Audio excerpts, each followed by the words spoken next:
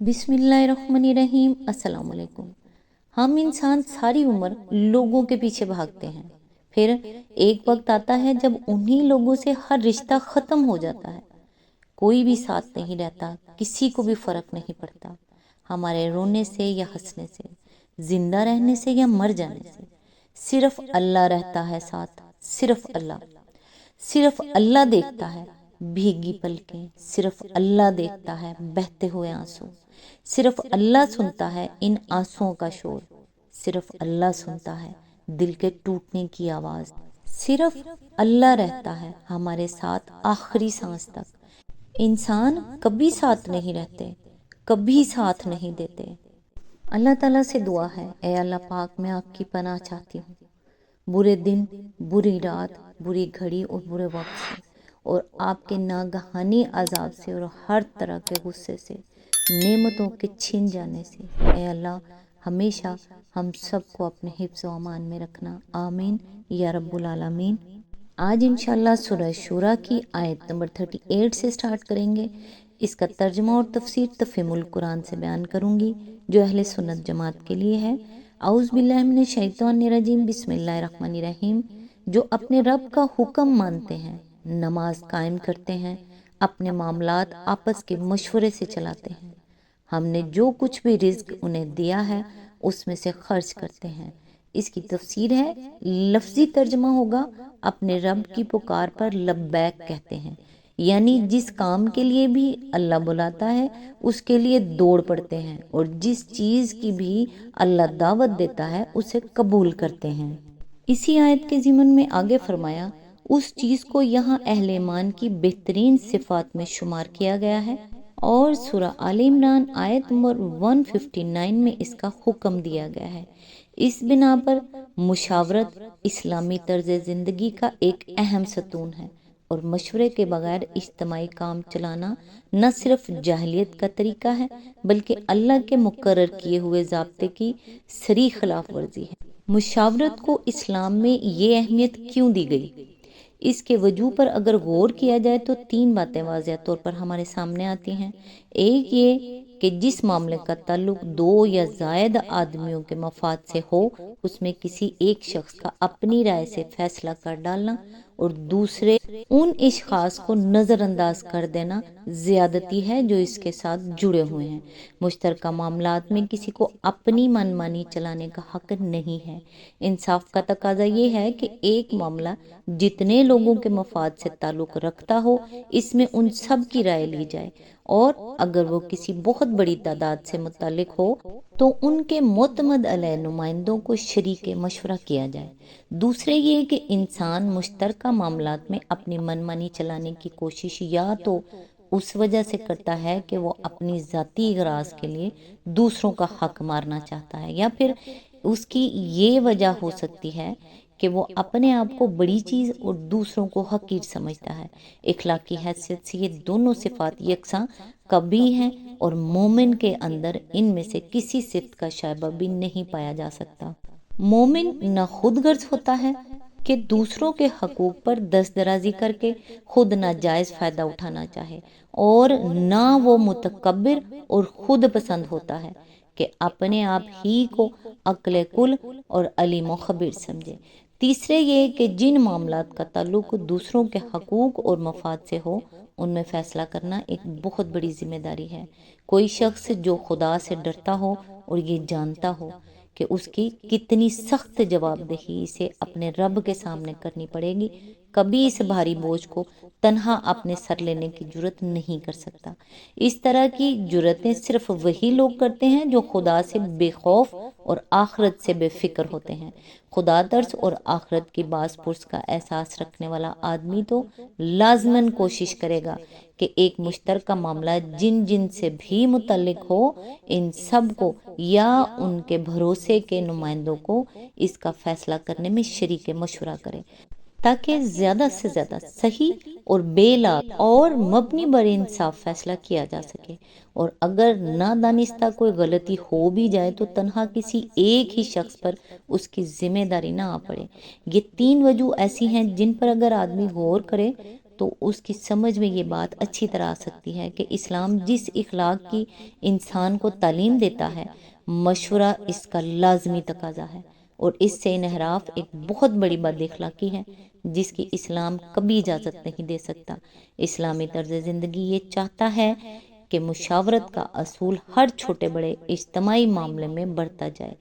گھر کے معاملات ہوں تو ان میں میاں اور بیوی باہم مشورے سے کام کریں، اور بچے جب جوان ہو جائیں تو انہیں بھی شریک مشورہ کیا جائے۔ خاندان کے معاملات ہوں تو ان میں کنبے کے سب عاقل و بالغ افراد کی رائے لی جائے۔ ایک قبیلے یا برادری یا بستی کے معاملات ہوں اور سب لوگوں کا شریک مشورہ ہونا ممکن نہ ہو، ان کا فیصلہ کوئی ایسی پنچایت یا مجلس کرے جس میں کسی متفق علیہ طریقے کے مطابق تمام متعلق لوگوں کے معتمد علیہ نمائندے شریک ہوں۔ ایک پوری قوم کے معاملات ہوں تو ان کے چلانے کے لیے قوم کا سربراہ سب کی مرضی سے مقرر کیا جائے، اور وہ قومی معاملات کو ایسے صاحب رائے لوگوں کے مشورے سے چلائے جن کو قوم قابل اعتماد سمجھتی ہو، اور وہ اسی وقت سربراہ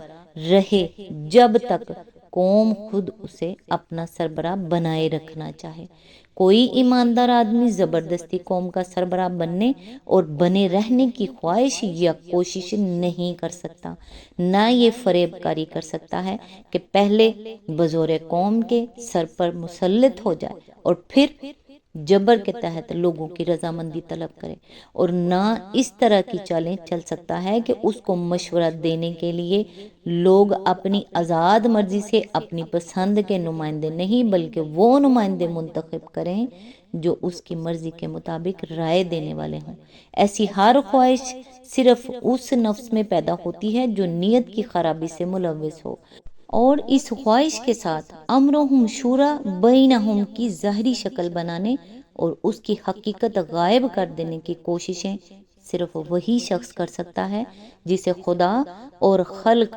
دونوں کو دھوکہ دینے میں کوئی باک نہ ہو۔ حالانکہ نہ خدا دھوکہ کھا سکتا ہے اور نہ خلق ہی اتنی اندھی ہو سکتی ہے کہ کوئی شخص دن کی روشنی میں اعلانیہ ڈاکہ مار رہا ہو اور وہ سچے دل سے یہ سمجھتی رہے کہ وہ ڈاکہ نہیں مار رہا بلکہ لوگوں کی خدمت کر رہا ہے۔ امرہم شورا بینہم کا قاعدہ خود اپنی نوعیت اور فطرت کے لحاظ سے 5 باتوں کا تقاضا کرتا ہے۔ اول یہ کہ اجتماعی معاملات جن لوگوں کے حقوق اور مفاد سے تعلق رکھتے ہیں انہیں اظہار رائے کی پوری آزادی حاصل ہو، اور وہ اس بات سے پوری طرح باخبر رکھے جائیں کہ ان کے معاملات فی الواقع کس طرح چلائے جا رہے ہیں، اور انہیں اس امر کا بھی پورا حق حاصل ہو کہ اگر وہ اپنے معاملات کی سربراہی میں کوئی غلطی یا خامی یا کوتاہی دیکھیں تو اس پر یہ ٹوک سکیں،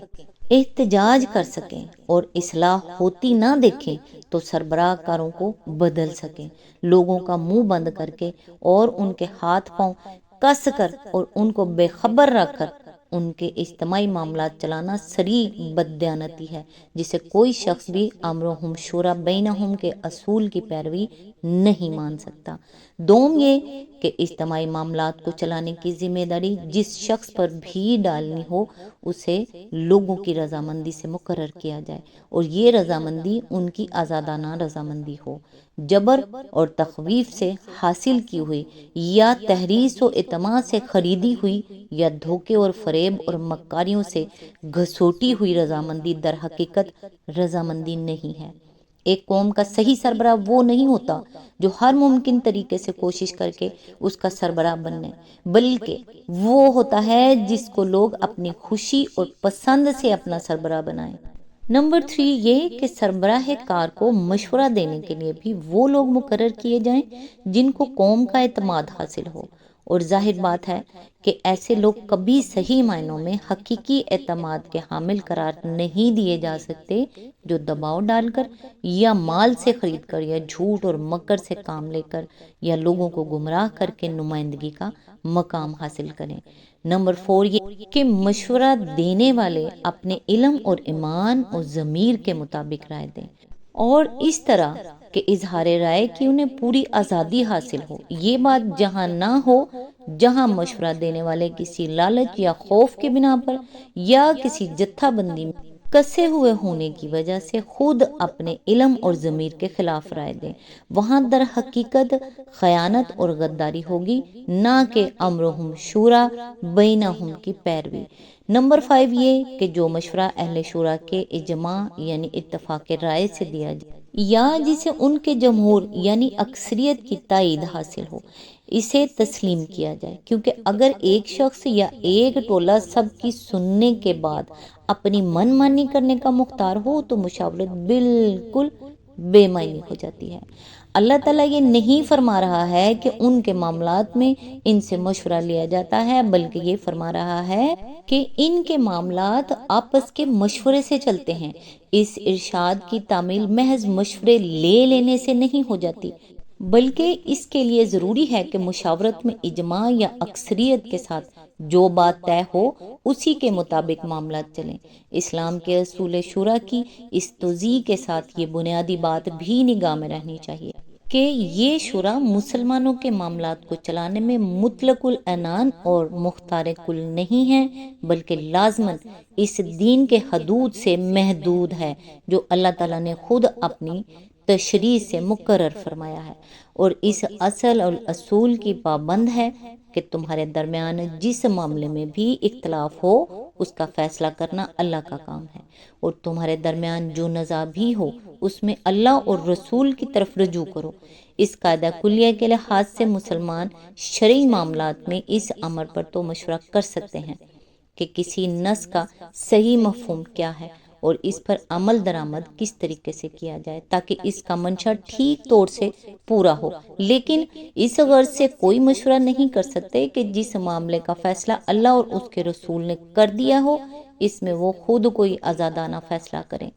اسی آیت کے ضمن میں آگے چل کر یہ بھی ذکر کیا گیا ہے کہ اس کے 3 مطلب ہیں۔ ایک یہ کہ جو رزق حلال ہم نے انہیں دیا ہے اسی میں سے خرچ کرتے ہیں، اپنے اخراجات پورا کرنے کے لیے مال حرام پر ہاتھ نہیں مارتے۔ دوسرے یہ کہ ہمارے دیے ہوئے رزق کو سینت کر نہیں رکھتے بلکہ اسے خرچ کرتے ہیں۔ تیسرے یہ کہ جو رزق انہیں دیا گیا ہے اس میں سے راہ خدا میں بھی خرچ کرتے ہیں، سب کچھ اپنی ہی ذات کے لیے وقف نہیں کر دیتے۔ پہلے مطلب کی بنیاد یہ ہے کہ اللہ تعالیٰ صرف رزق حلال و طیب ہی کو اپنے دیے ہوئے رزق سے تعبیر فرماتا ہے، ناپاک اور حرام طریقوں سے کمائے ہوئے رزق کو وہ اپنا رزق نہیں کہتا۔ دوسرے مطلب کی بنیاد یہ ہے کہ اللہ تعالیٰ جو رزق انسان کو دیتا ہے وہ خرچ کرنے کے لیے دیتا ہے،